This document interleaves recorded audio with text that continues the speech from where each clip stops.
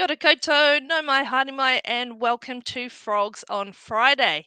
Before we get started, a big thank you to Manish, who took over the show last week and by all accounts did a fantastic job. On today's show, we will be looking at living wage increases in mahi media. We'll go through some of the hot jobs on offer. And I'm joined by Chitra from our Wellington team to talk about automation and recruitment before finishing off with the polls. So let's go through to Mahi Media.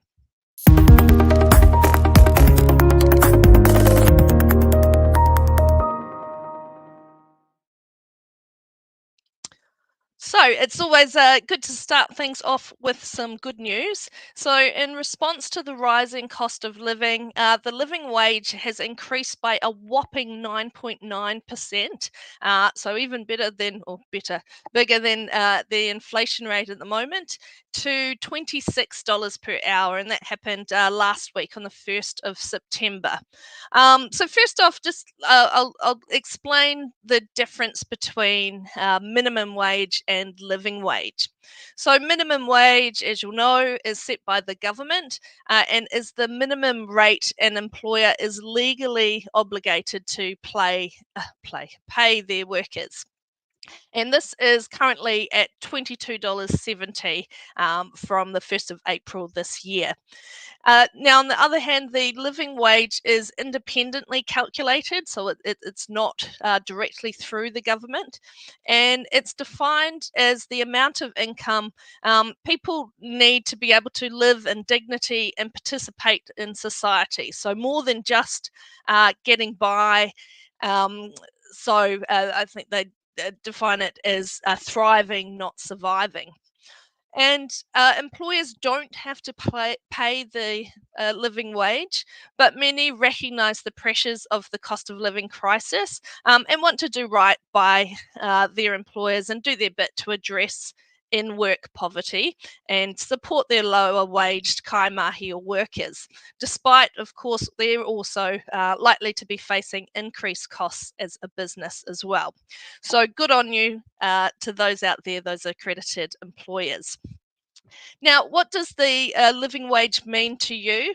Well, I guess it's pretty obvious. The ones that it's going to have the biggest impact on are those who are working for an accredited living wage employer, or they're being paid that living wage. So they would have had a big bump to their paycheck from last Friday. Now, if you're not one of those people and you're being paid below living wage, it might be an opportunity to ask your employer if they're considering, or even if they're in a position to be able to pay the living wage, and perhaps look at what's needed to become accredited. The other thing that you should do is, I think the link's going to pop up, to check out the Living Wage Movement's website to find out more about it. But also on there, they have a list of accredited employers. So if you are being paid below that living wage, maybe it's time for a change and to check that out. All right, so talking of change, let's have a look at the hot jobs of the week.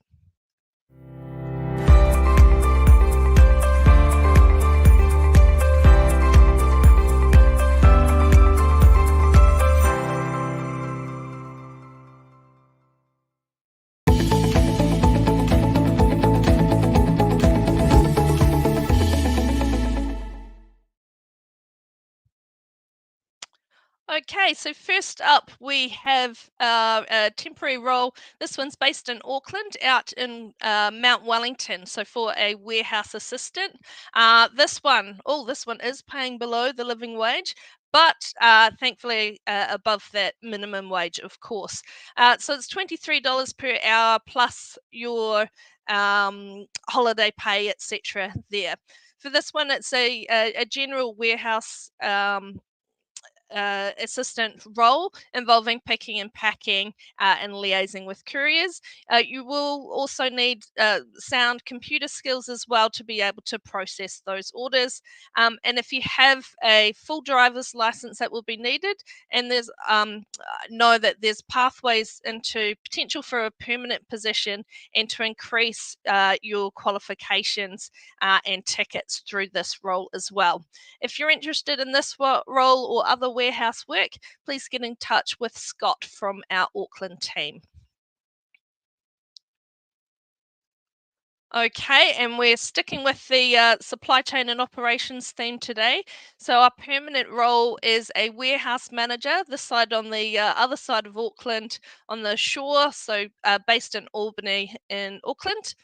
And this one is a management level position. So it's offering a competitive salary. I know for this one as well, it's working with a really reputable organization where you'll feel good about the role that you're doing in helping Kiwis every day. So if you have this experience and are interested in finding out more, get in touch with Julia from our Auckland team. Okay, let's have a look at some of the roles in the UK and Australia.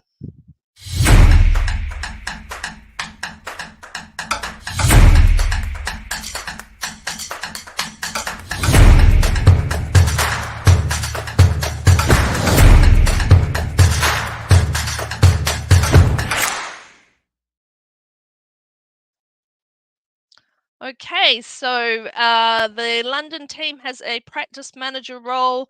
This is a permanent position in southeast London. For this one, get in touch with Hannah, or as always, get in touch with your local consultant, either in New Zealand, Australia, or the UK, to find out more about living and working in London or further abroad. Let's have a look at the Australian role.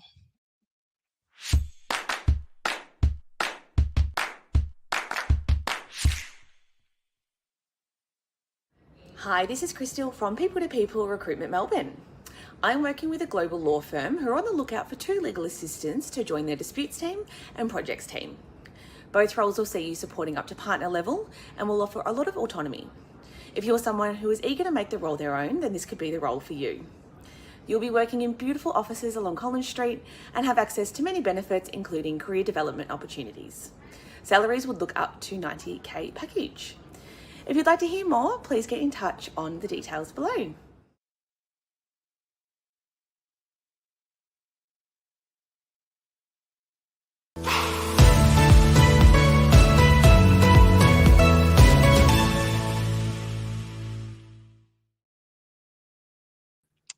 Okay, so I'm joined by Chitra from our Wellington office to talk some more about automation and AI, whether it's a good thing, a bad thing, where to draw the line, all of the above. So thanks for joining us, Chitra.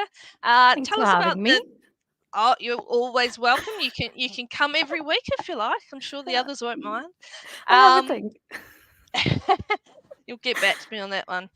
So tell us about obviously there's been a huge rise in AI, particularly over the last year or so, and automation within the workplace. So tell us more about what's been happening.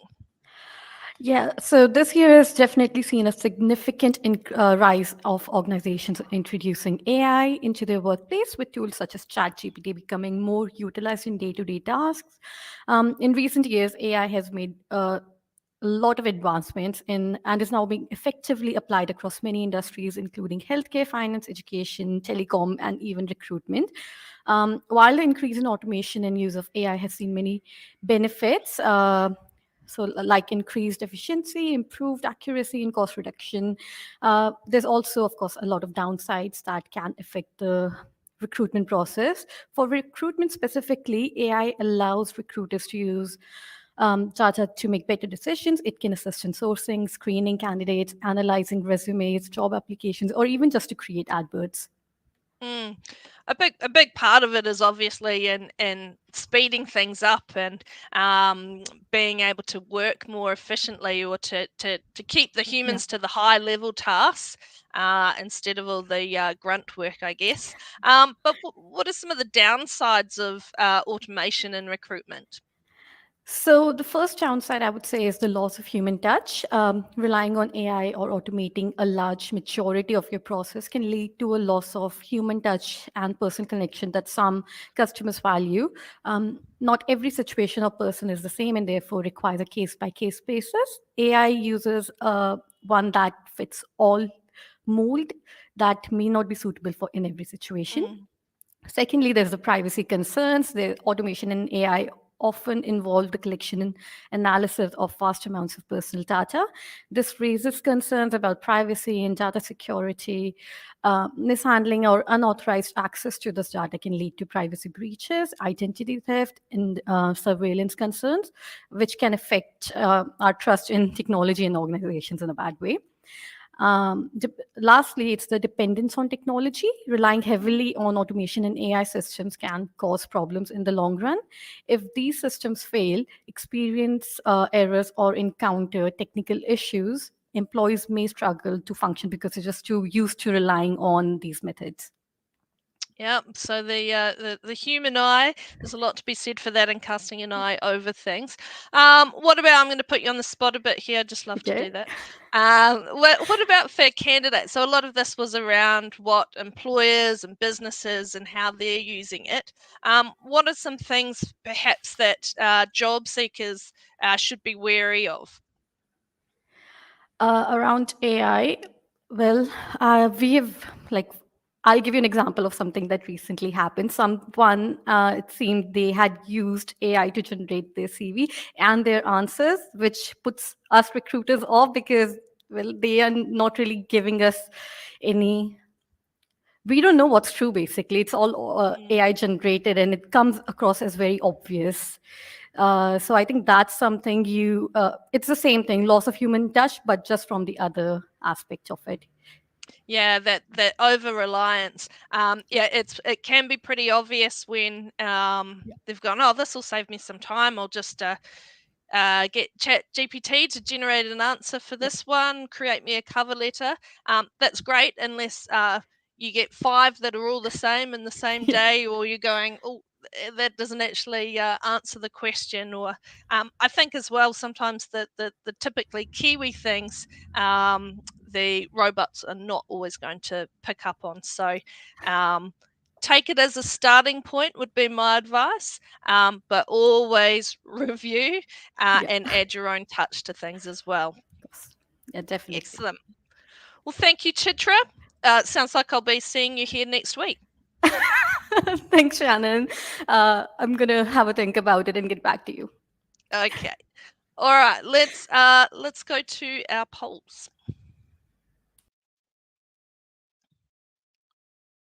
Okay, so last week we asked how you're finding your current workload. Yeah, so some interesting results here, pretty mixed bag. The biggest response, 41%, was, yeah, it's a lot, definitely overworking. So, we're definitely not past having to worry about or to monitor burnout. Still very real. But there was also, 21% said, no, actually, things are going okay. It's quite quiet. So, and the others there, that it's manageable. So, not all doom and gloom, but still something to keep an eye on there. Okay, let's see what we're asking this week. And on with the theme. So, how much do you rely on automation or AI in your current role? So, let's see how those spin out. Hopefully, there'll be real responses that come through. If you want to add your real response, check out the poll on our Twitter accounts. And that is it for the show today. You can just see I'm appropriately attired today, so glad to be here. Wish the All Blacks all the best. Go the All Blacks. And that's it for today. See you next week.